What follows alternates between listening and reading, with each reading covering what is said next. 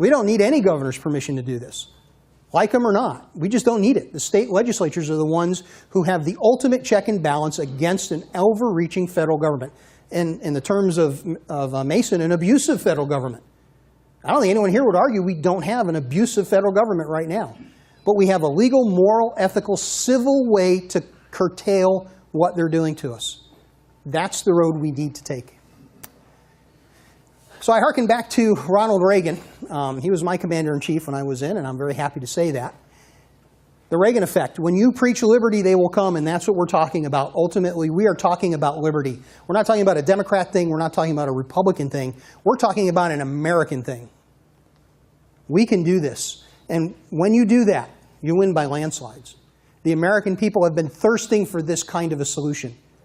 How many times have we emailed and called and visited congressmen and senators, and we've gotten absolutely no response from them?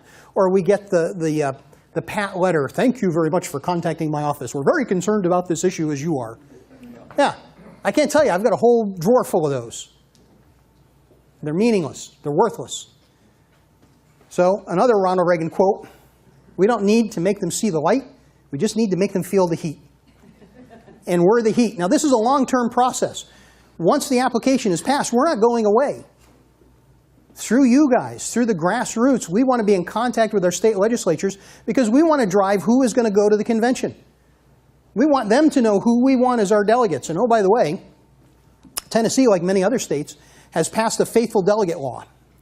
If you go to the convention and you do not follow the instructions by the state legislature, you will be removed, your votes will be voided, and you will face a Class E felony, 6 years in prison. They're serious. That's the kind of backup they're putting out there. And can they control the delegates?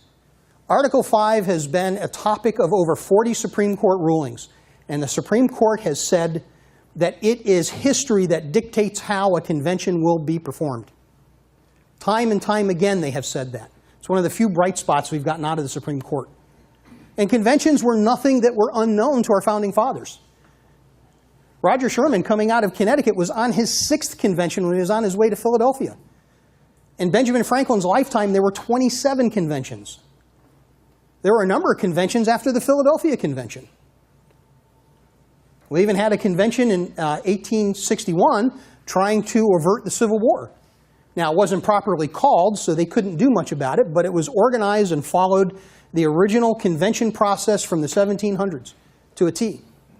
We have the legal precedents to support moving this convention that way, and the Supreme Court has ruled time and time again that it needs to be followed by historical out here, what can you do as a volunteer? You've looked at this, you've heard me. You're going to go home, you're going to hopefully do some more research on your own. Don't take anyone's word for it. Keep things in context. Don't try to cherry pick things out, but actually read the bigger, broader picture. And then you can go to Convention of States. There's a ton of information on there. There's a ton of research on there. There's even some more modern research that goes into and discusses the roots of the whole fear of this being another constitutional convention. The reality was it was introduced about 50 to 60 years ago, and it was done by a group of liberal think tank activists that didn't want us to use Article 5 to reverse anything that the Democrats have done through, of course, FDR, and then following that, Harry Truman. They did not want that undone, so they were trying to protect that. In addition, most of you here know about Roe v. Wade, I would think. Roe v. Wade, the Burgess Court, came out with a letter against using Article 5. He was trying to protect that precious, precious legislation that he made from the bench, that new freedom for abortions that he found in the Constitution. So they're trying to keep us, they're trying to keep the fear from us using the one and only process that will actually rein in the federal government. So once you've looked at that, once you've looked at the research, my card's back there. You can get my card. You can call me. I'm open to discussing this. I will talk with anyone. You can take the next step. You can sign the petition. The petition will go to your state House, whoever your representative is there. Another copy will go to the Senate just to give them a little reinforcement. Let me tell you, our representatives, some of them are great, great patriots.